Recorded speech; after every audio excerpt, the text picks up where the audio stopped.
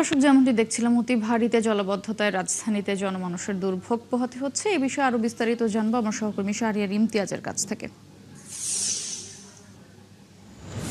শাহরিয়ার, আপনি এর আগের সংবাদ সংযোগেও জানাচ্ছিলেন রাজধানীতে যে জলজটের সৃষ্টি হয়েছে সেখানের ভোগান্তির খবর। আপনি এই মুহূর্তে কোন এলাকায় রয়েছেন, সেখানকার জলজটের পরিস্থিতি কেমন দেখছেন? এছাড়া সেখানে যে জনগণ যাতায়াত করছেন তারা কি বলছেন, জানাবেন।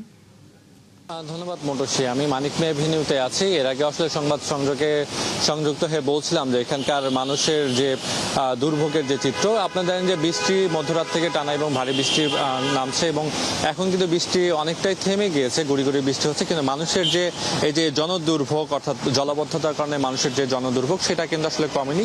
এটা মানিক মে, শুধুমাত্র মানিক মে এভিনিউ নয়, যদি বলি যে পুরো রাজধানী জুড়েতেই আসলে একই চিত্র। বিশেষ করে মিরপুর এলাকাতে কাজীপাড়া, শেয়ারাপাড়া এবং একই সাথে এখানকার যদি বলি আশেপাশে মোহাম্মদপুর এবং একই সাথে কারণ বাজারের বিভিন্ন অলিগলিতেও কিন্তু এবার পানি জমেছে এবং এই যে পানি জমার কারণে মানুষের আসলে এটা আসলে খুবই ঢাকার আসলে একটা চিরচরিত চরিত্র। দেখা যায় যে একটু কিছুটা বৃষ্টি হলেই মানুষ খুবই দুর্ভোগে পড়ে। বিশেষ করে যে সকল মানুষেরা অফিসগামী মানুষেরা আমরা সকাল থেকে দেখছি যে তারা চরমভাবে দুর্ভোগে পড়েছেন এবং স্কুলে যারা শিক্ষার্থী আছে তারা আসলে ভিজে ভিজে অনেকাংশে আমরা দেখলাম যে তারা স্কুলে যাচ্ছে।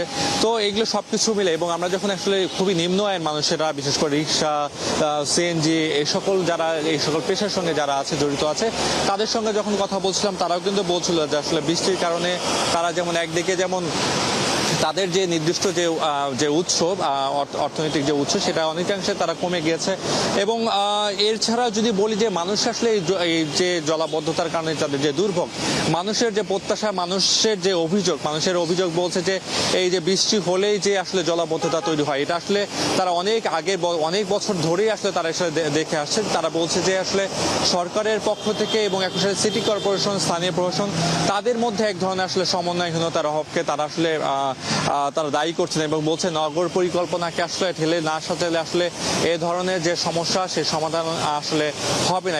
এখনকার মানুষ এবং মানুষের আরেকটা প্রত্যাশা যে বর্ষা মৌসুমের আগে, বর্ষা মৌসুম শুরু হলে যে ধরনের আসলে বিভিন্ন রাস্তা আসলে খোঁড়াখুড়ির যে চিত্র আমরা দেখতে পাই, তারা বলছে বর্ষা মৌসুমের আগে এই ধরনের খোঁড়াখুড়ি যাতে না হয় এবং একই সাথে এই যে রাস্তার সাথে যে সকল আসলে কর্তৃপক্ষ জড়িত, বিশেষ করে সিটি কর্পোরেশন আছে, স্থানীয় প্রশাসন আছে, তারা যাতে এই যে ড্রেনেজ ব্যবস্থাকে যাতে ঢিলে সাজায় এবং এখানে ড্রেনেজ ব্যবস্থা যাতে সংস্কার করে, যাতে এ ধরনের যাতে জলাবদ্ধতা যাতে তাদেরকে আগামী দিনে যাতে ফেস না, অর্থাৎ সম্মুখীন না হতে হয়। আসলে এই ছিল রাজধানীর মানিক মে এভিনিউ থেকে আমার কাছে সর্বশেষ মটসী।